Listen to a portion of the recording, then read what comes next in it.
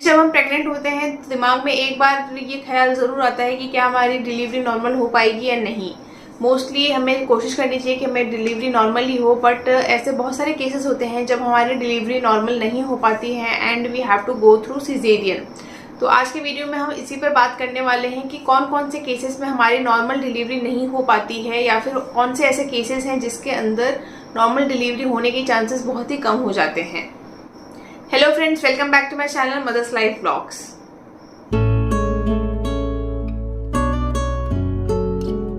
Video को start करने से पहले आपसे एक छोटी सी रिक्वेस्ट है कि अगर आप मेरे चैनल पर नए हैं तो चैनल को सब्सक्राइब कर लीजिएगा एंड बेल आइकन को प्रेस करना ना भूलें, जिससे मेरे आने वाले सभी वीडियोस की नोटिफिकेशंस आप तक टाइमली पहुंचते रहें।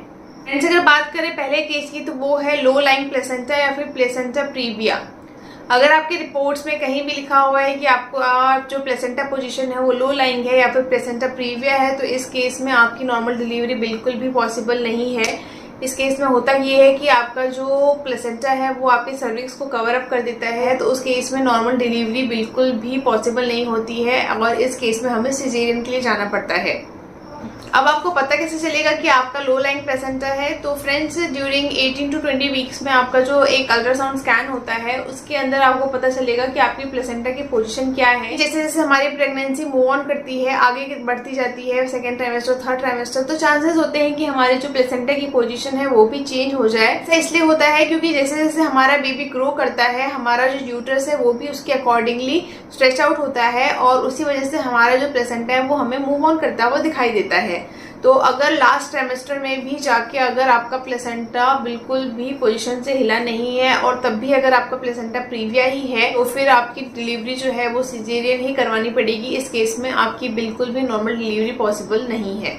बात करें नेक्स्ट केस की, तो अगर आपका बच्चा ब्रीच पोजीशन में है या फिर ट्रांसवर्स पोजीशन में है। ब्रीच पोजीशन का मतलब होता है कि उसका जो हेड है वो ऊपर की तरफ और उसके जो पैर है वो नीचे की तरफ होते हैं। नॉर्मल डिलीवरी होने के लिए आपकी जो बेबी की पोजीशन है वो हेड डाउन होनी चाहिए। जैसा कि आप स्क्रीन पर देख सकती हैं कि अगर आपका बेबी इस पोजीशन में है, यानी कि उसका सर नीचे की तरफ है, तो वो नॉर्मल डिलीवरी के लिए सही पोजीशन मानी जाती है। बट अगर आपका बेबी ब्रीच पोजीशन में है, जैसे कि आप स्क्रीन पर देख सकती हैं, अगर आपके बेबी का जो हेड है वो ऊपर है और उसके जो लेग्स हैं वो नीचे की तरफ हैं, तो इसे हम ब्रीच पोजीशन कहते हैं। और अगर आपका बेबी ट्रांसवर्स पोजीशन में है, जैसा कि आप स्क्रीन पर देख सकती हैं, तो इन दोनों ही केसेस में, ब्रीच एंड ट्रांसवर्स के केस में, आपके बेबी की जो नॉर्मल डिलीवरी है वो करानी थोड़ी मुश्किल हो जाती है। बच्चे की लाइफ के लिए कॉम्प्लिकेशंस हो सकते हैं, इसीलिए आपके जो डॉक्टर हैं वो आपको प्रेफर करेंगे कि आपको इस केस में सिजेरियन करवा लेना चाहिए इंस्टेड ऑफ नॉर्मल डिलीवरी। बच्चे की जो पोजीशन है, हेड डाउन है या फिर ट्रांसफर है या फिर ब्रीच पोजीशन में है, ये जो पोजीशन है वो आपके 7th मंथ के स्कैन यानी कि एनॉमली स्कैन में पता चलता है।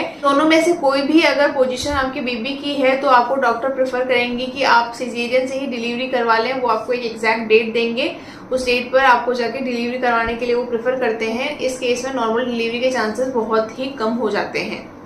बात करें अगले केस की, तो अगर आपकी बेबी का हेड सर्कमफरेंस काफी बड़ा होता है तो उस केस में भी आपकी नॉर्मल डिलीवरी नहीं हो पाती है। फ्रेंड्स, इस केस में क्या होता है कि अगर आपके बेबी का जो हेड है वो काफी बड़ा है और आपका जो पेल्विस एरिया है, जो जहां से आपकी डिलीवरी करवानी है, अगर वो छोटा है, तो उस केस में भी आपका जो बेबी है वो डिलीवर नहीं हो पाता है नॉर्मली। तो उस केस में भी डॉक्टर जो है वो सिजेरियन ही प्रेफर करते हैं।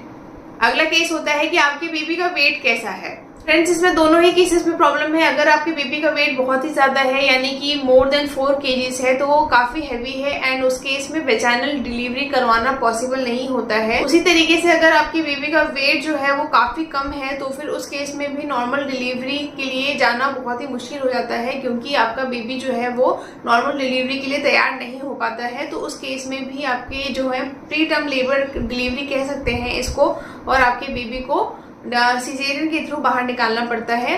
दोनों ही केसेस में अगर आपका बेबी बहुत ही हैवी है या फिर आपकी बेबी बहुत ही ज्यादा लो वेट है और आपके लेबर पेन हो जाता है, तो इस केस में भी आपको सिजेरियन के लिए जाना पड़ता है, नॉर्मल डिलीवरी नहीं हो पाती है। अगला केस जो यहाँ बनता है वो ये है कि अगर आपकी जो गर्भनाल होती है, यानी कि जो आपकी अम्बिलिकल कॉर्ड होती है, अगर आपके बेबी के नेक के अराउंड फंस जाती है, तो उस केस में भी आपकी जो डिलीवरी है वो सिजेरियन ही करानी पड़ती है। इसमें भी 2 केसेस बनते हैं। अगर आपकी बेबी के नेक के अराउंड अम्बिलिकल कॉर्ड ने सिर्फ एक राउंड लिया हुआ है और वो लूज है, टाइट नहीं है, तो उस केस में भी है ना कोशिश की जाती है कि नॉर्मल डिलीवरी करवा लें। बट अगर आपके बेबी के नेक के अराउंड अम्बिलिकल कॉर्ड में 2-3 राउंड्स या फिर बुरी तरीके से वो उसमें सराउंड हो चुका है। कि अगर नॉर्मल डिलीवरी के लिए ट्राई भी करेंगे तो हो सकता है कि आपका जो बेबी डिलीवर जब होगा तब वो अपने प्लेसेंटा से डिटैच हो जाए, जिस वजह से उसको ब्लड सप्लाई मिलना बंद हो जाएगा और उसकी लाइफ को कॉम्प्लिकेशंस हो सकते हैं।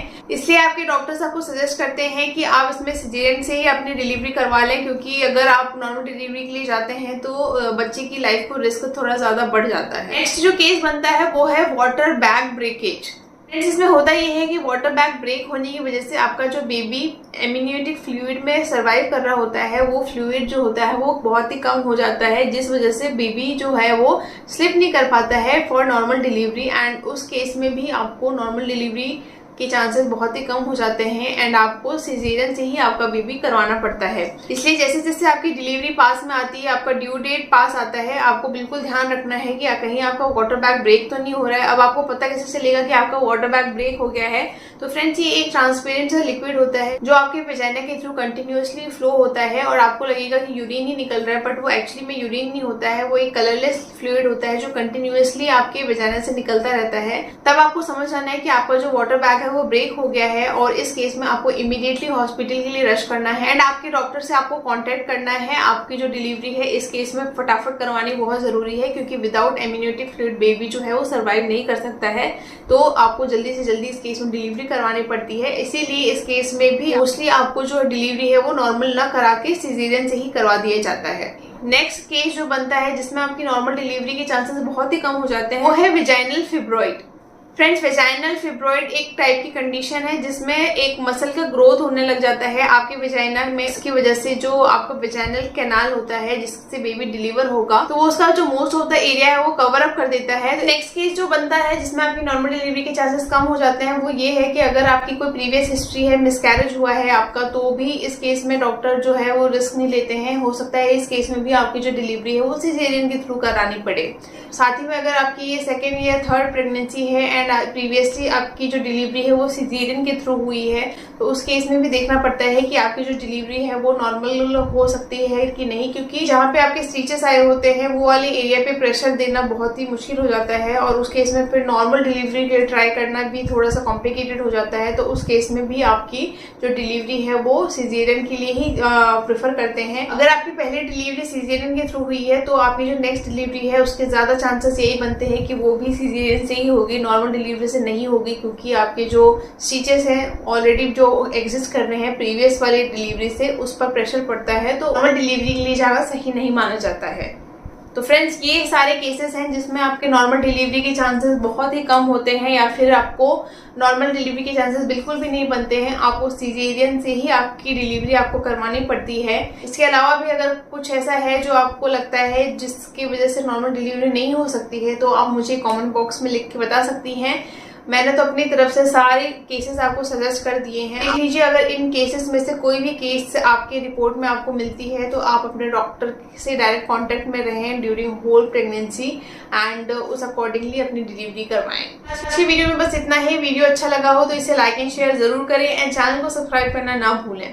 मिलते हैं मेरे नेक्स्ट वीडियो में, तब तक के लिए आप अपना ध्यान रखें, अपनी प्रेगनेंसी को एंजॉय करें। See you friends, take care, bye bye.